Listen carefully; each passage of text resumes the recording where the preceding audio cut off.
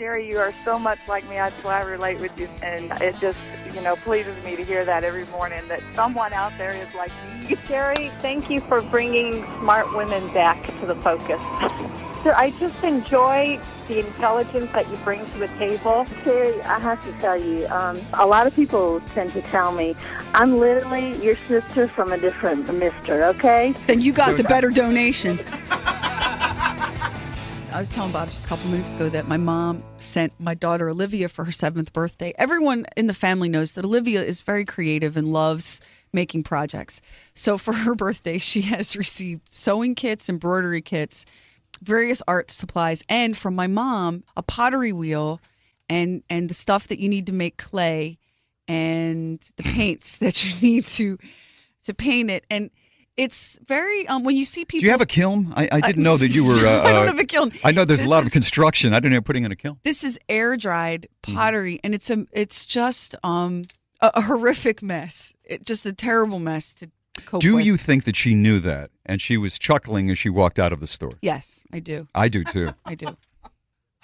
The old pottery wheel. The first package... And there's nothing that a kid wants more. Or wants to rip open more. Yeah, to get that thing going. The first package that was opened was from Minnesota, and it was mostly harmless. It was an outfit for Olivia's American Girl doll and a little dog named Coconut for the American Girl doll to walk on a leash. That's nice. And an embroidery kit. Yeah. And I'm like, okay, Sure. I'm down with the embroidery kit. I can work with that. Mm-hmm. Then the next package that was opened was from my mom in Utah, and that was the pottery wheel and the clay and the paints and when the wrapping paper came off, if there had been a camera in the house, you would have seen two people reacting the exact same way for different reasons.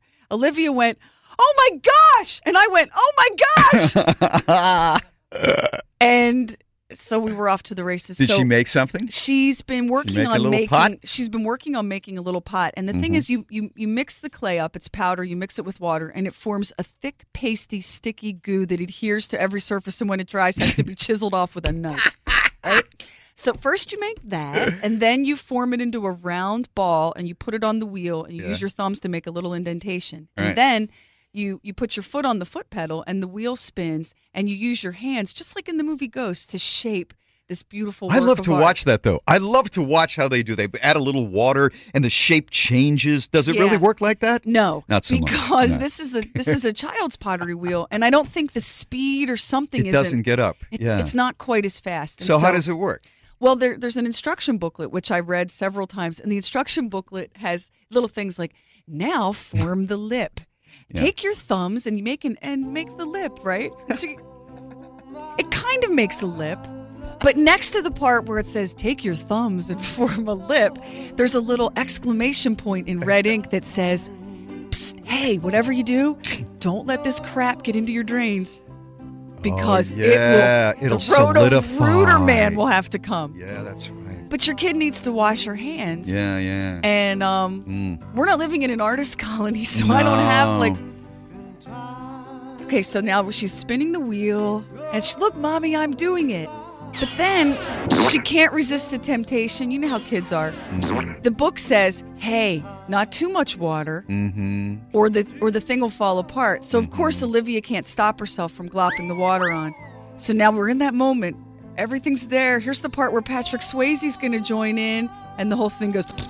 Oh, no, and it fell down. Oh. And then we start over. Too much water? Then we start over. Yeah. And by now, we're about halfway through a roll of paper towels, which is super good for the environment. Yeah. And Olivia... So now I say, well, let mommy show you what it means by you put your thumbs in an L shape. And it's the real Patrick Swayze moment. Now, the clothes that I was wearing yesterday are spattered with this stuff. I don't know if it's ever They're coming done, out. So now we're forming it. And she goes, oh, Mommy, you're good at this. I'm forming the lip. Falls down. Finally, and I'm trying to cook dinner at the same time. And I'm running back and forth from outside to inside. And finally, Olivia's had enough.